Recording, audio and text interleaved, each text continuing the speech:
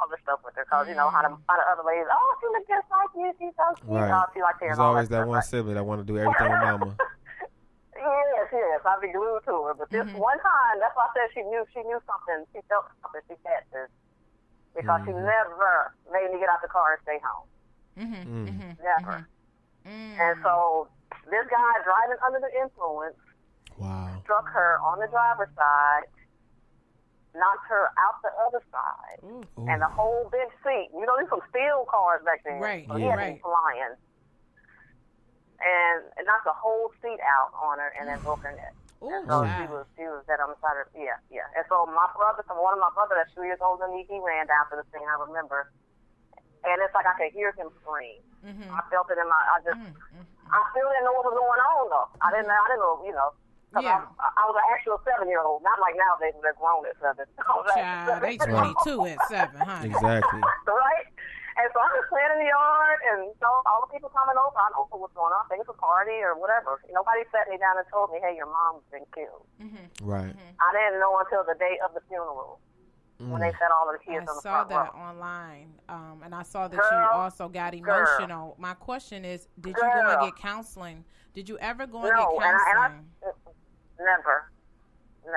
You thinking about it? And I spoke at a conference. I told him, I was like, I probably need to do it now because I still can't talk about it without being about to cry. And, you know, and it's okay. But you know how it is in black families, though. You know, nobody don't. Yeah. They don't talk about it. But this is the time to change. I had never been to the doctor. I had never been to the doctor again as a child. I had never done any of that. Really? You gotta go drink. What was that? I'm trying to think of that nasty medicine they gave everybody. Oh yeah, child. You know your high level oil.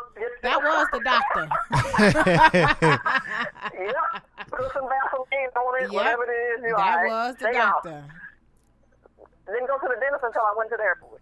And I had one rotten tooth that they pulled. All of years I had never been to the dentist. So like I said, we weren't poor, we weren't rich, but we had hard times. You know, we were on government assistance, and you know, it was. And then hold on, then after my dad died when I was 4, my mom when I was 7, and then my sister and her husband, I lived with them. And he was like my father figure. I was like, oh, this is great. He was wonderful. I mean, just for him to take us in, and we're not even his kids, and treat me like I was his little girl and stuff. And I was like, I'm going to marry him. That's going to be my husband. And girl, he gets killed. He gets killed when I'm 10 years old. I'm like, you know what? Whoa. God does not love me. And that's how I was. I was just so upset. And I was like, God doesn't love me. Everybody I love, he takes them away. You know, but of course I got over that. As I grew up. But like I said, I had hard times. And then I had one time I couldn't even go to school. Girl, I had put shoes. I had the little Chucks, not the name brand, the ones you get with the little thing, the little plastic. What about the Hush Puppies? The pumpkin seeds. They weren't dry, so I'm trying to dry them in the oven. So, and I burnt them up. Couldn't go to school. Lord, I thought I was gonna die. So my question for you is, growing up, you know, everybody had dreams, aspirations. What made you want to go into the Air Force? Oh, well, I was a serious bookworm, but of course I didn't have money to go to college. Right. I didn't know how to go about getting a grant or a scholarship, I didn't know what to do. And my sister didn't know what to do. So did you get recruited or?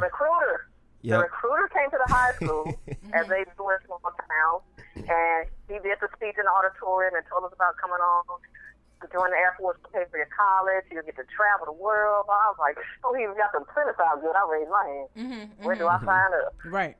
And mind you, I hadn't graduated yet, so I went, and I had, like I said, great grades and everything was good with that. I went to the principal, asked if I could graduate early so I could go into the service. And she didn't want to set that precedence and all that. So I had to wait until I graduated in May. But I did go down February on my birthday and sign up when I turned 18 that February. I think he came around like November and spoke to us. And so that February I went right down there, had my sister take me down to the place, and I signed up on my birthday. Yep, and so and I went in, went to boot camp, and they assign you, you know, you have to test everything before you go into service. So they assign you a job depending on how you scored and, of course, what job positions they need. So you was in the Air Force for 8 years? Almost 7.5 years. I took early out when they offered it. Okay. Yeah. And I almost went back in because it was very hard when I got out of the Air Force. It was very hard to try to find a job, especially with the experience I had. Where else was I going to work with somewhere with NASA? Right. Experience. So I was very fortunate at it. Yeah, go ahead. So my other question is when you were recruited for NASA, can you speak on that? Because you did an interview and you spoke on how you was recruited because it was so simple. Girl, okay. One of my friends that used to be in the Air Force with me was in Houston already working. And this was before, Google and easy to find people and all that. He tracked me down. Another guy had moved on to another company. He had moved on to Lockheed, so they had an immediate opening with Boeing Aerospace at the time, before United States Alliance absorbed that contract. They had an immediate opening for a suit tech. Same exact thing. I already know how to do. Jumped on it. You know they number goes, right? Same exact thing. Now, I always said that my mom was watching over me on that one. Oh, yeah. But, yeah. So he said, Sharon, call them. And I'm like, but I don't know them. He's like, call them, Sharon, call them. And I called, the man interviewed me right then and said, you want to come down?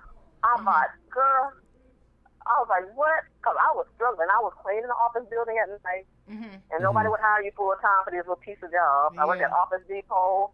I worked at a store warehouse putting price tags on clothes. I had 3 different little part-time jobs, getting 4 or 5 hours, here and there. No medical benefits or anything. All I've ever known my whole adult life was the Air Force. Right. From 18 until that point. So I was struggling. Sleeping on my friend's futon in her living room. She was helping me out, So it was bad. So I was really thinking about going back in the service because it was so hard. I couldn't get a real job, So. And so I interviewed over the phone, and they said, come out when you're ready. And I drove, packed up my little stuff. The Air Force moved my bigger items for me, because they'll move you back to the destination of which way you came in when you came into the military. Yeah. Right. And I got out here, girl, and it was crazy because I knew. And then and everybody think NASA is like big money. No, ma'am.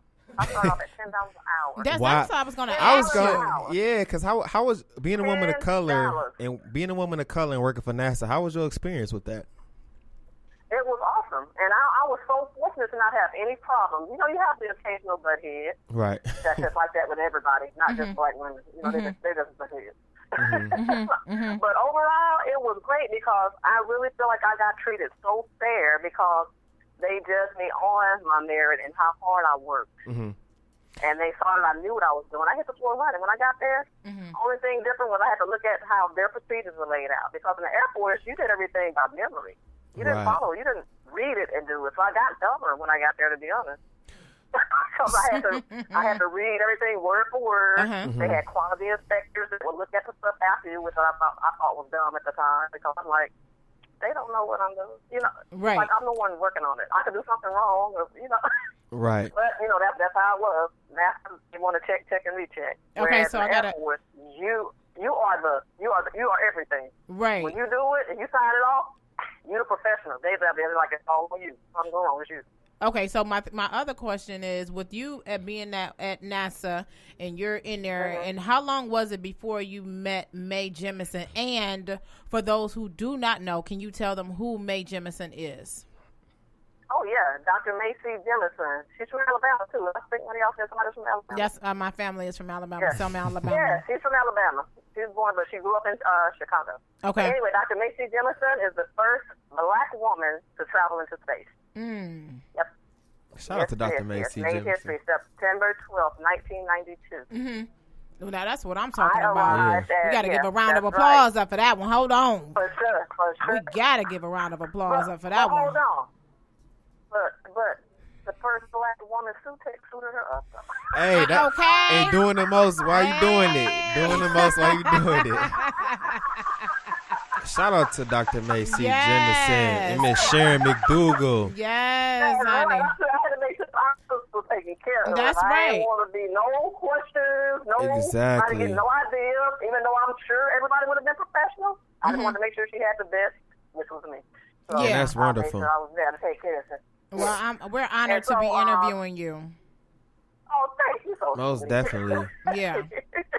And so how was Mae Jemison as an individual? Like, how was she as a person? Girl, she was so awesome. I was like a little starstruck, even though she hadn't even been to space yet. I was a little starstruck because I was like, this is the first person going into space. And that's Now I didn't think about I'm part of history. You know what I'm saying? Y'all making history. That didn't even cross my mind. Right. Exactly. I'm part of history. I'm just doing my job, right? So I got there in 1990, July of 1990, when I started working with Boeing Aerospace, which was a contractor for NASA. And 1990, and I got assigned to my first mission within a year. So that wasn't Mae's mission, though. And that's all I tell everybody. I've suited up many astronauts, not just Dr. Jemison. Okay. Right. Many. Can you name a couple? Yeah, some that you guys, I need some Black History astronautical stuff. Guy Bluford, he was the first Black man to go into space. Oh. Charles Bowden. I was in the Air Force when he went up.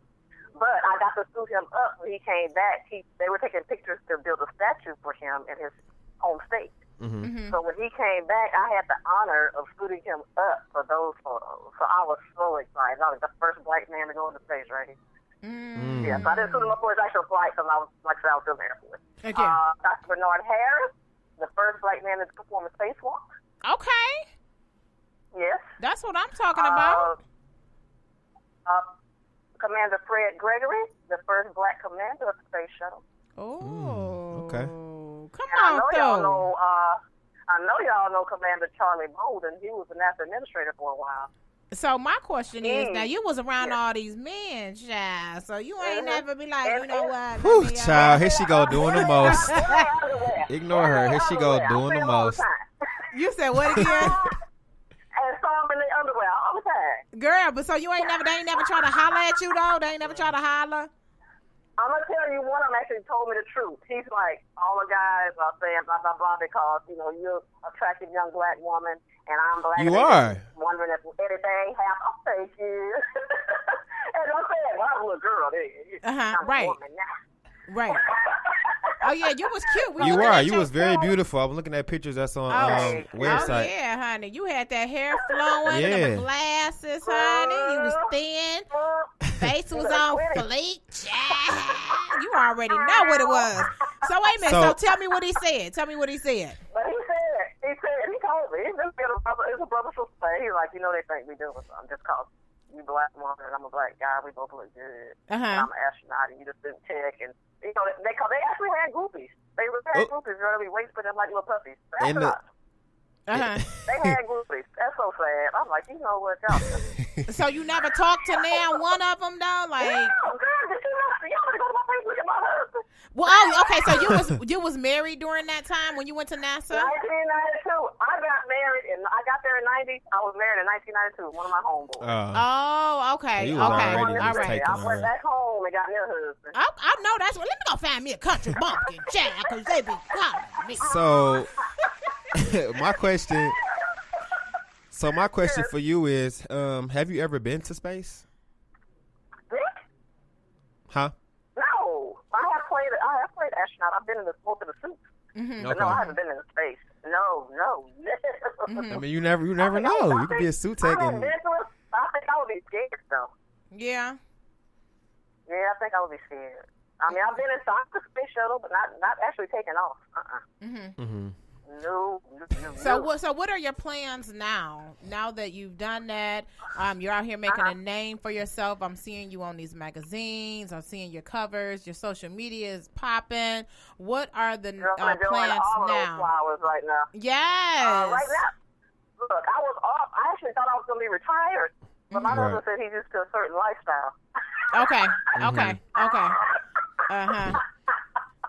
So he said, you've been off a year. I think you need to job. You tell them you were you better tell them you touring. I was just luxuriating and just living, loving life. You tell them you touring the United States of America. And that's what I said. Once I get something going here, as long as I got some coins coming in, he's good. Okay. Well, good. So tell me, what is it specifically that you got coming up? Right now, hold on. this earpiece fell out. I did have an offer to go and speak in Haiti, but I was a little nervous at the time. Why? Child, you better go. About Haiti. I'm not